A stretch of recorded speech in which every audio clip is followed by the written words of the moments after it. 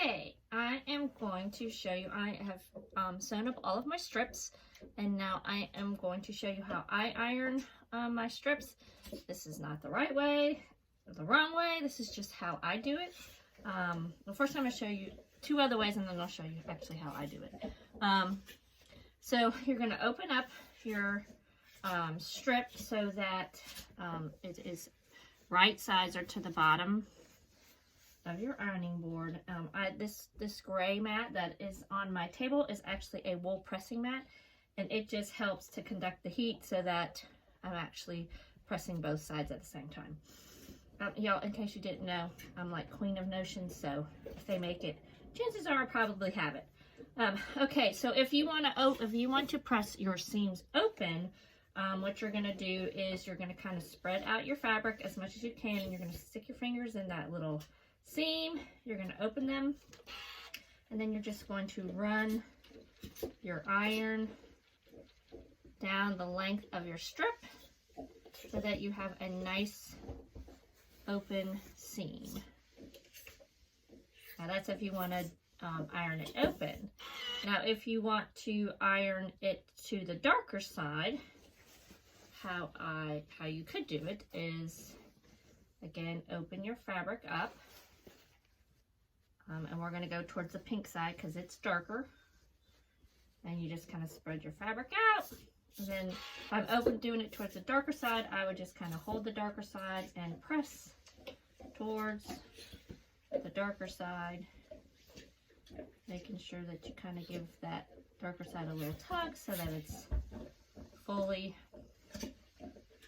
out past the seam on the other side.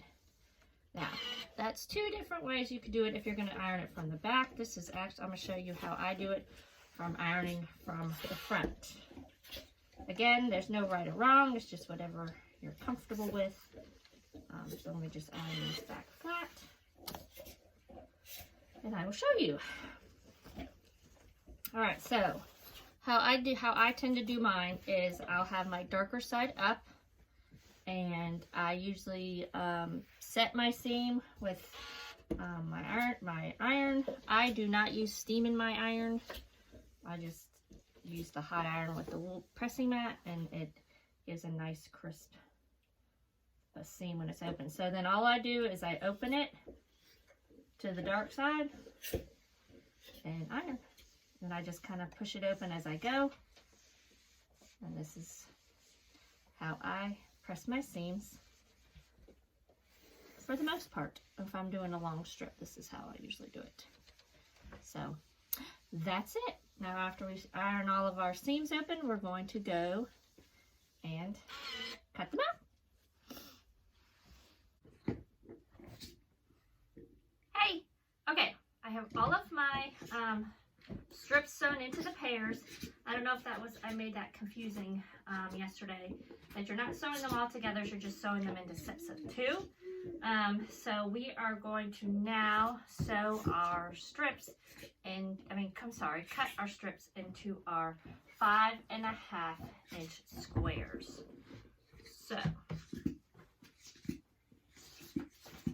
I'm actually going to use my smaller Creative Grids ruler. This one is actually a 6.5 by 6.5, but you can use your regular your regular acrylic ruler if you have one.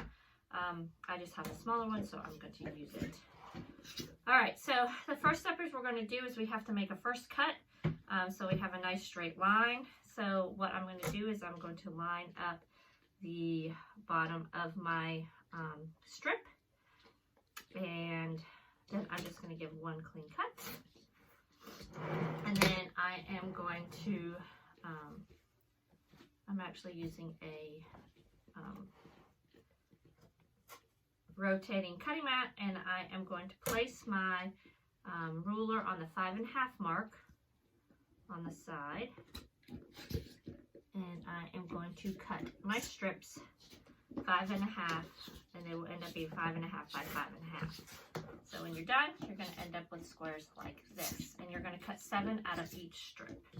So I will finish up this row, and then I will show you what we do with all of them after we have them all cut out.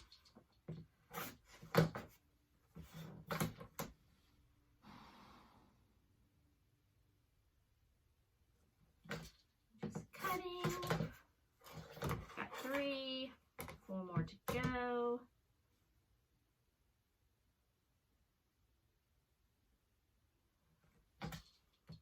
Double check before you make your cut. But again, this you also have a little bit extra. So if your line is wonky from the one before, you can always straighten it before you make your cut.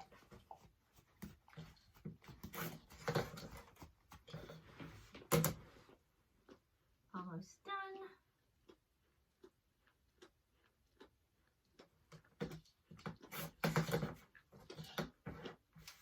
Alright, so I have my my 7 5.5-inch squares for my first row, and I will show you. I'm going to get all the rest of them cut, and then we'll take them to the quilt wall, and I will show you how you put them up. Bye! Hey guys! Okay, I have got all of my strips cut into my 5.5-inch squares. And I've already started laying it out, so you all can kind of see how it's going to go. But I started with my white and pink, and I turned my white to the left. So my white's at the top and my pink's at the bottom. It doesn't matter. You can go either way. The pattern will work out. I just decided to do mine that way this time. So then I came back in on my second row, and I turned the pink to the top and the light blue to the bottom, and I did that all the way across. So now I'm on my fourth row, which is my lily and a pink. So how we do it is we just line up. The lily will go next to the lily, and we just go across.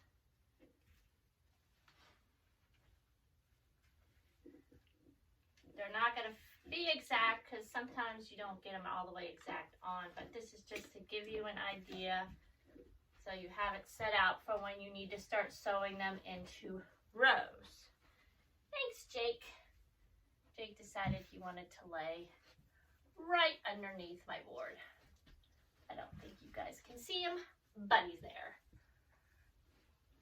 Okay.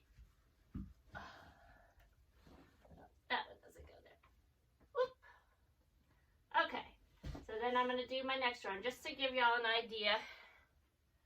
Again, we'll come in with the pink on top, blue on the bottom, and they're just going to fit in. And as you can see, it's making your chevron stripe as you go across. Now there are other ways that you can make chevron quilts. You can do half square triangles. Personally, I think this is much easier than that, but that's always an option if you see another pattern like that. Okay, so I'm going to finish this. I'm going to finish putting all of them up there, and then I will come back and show you all how to sew them into their rows.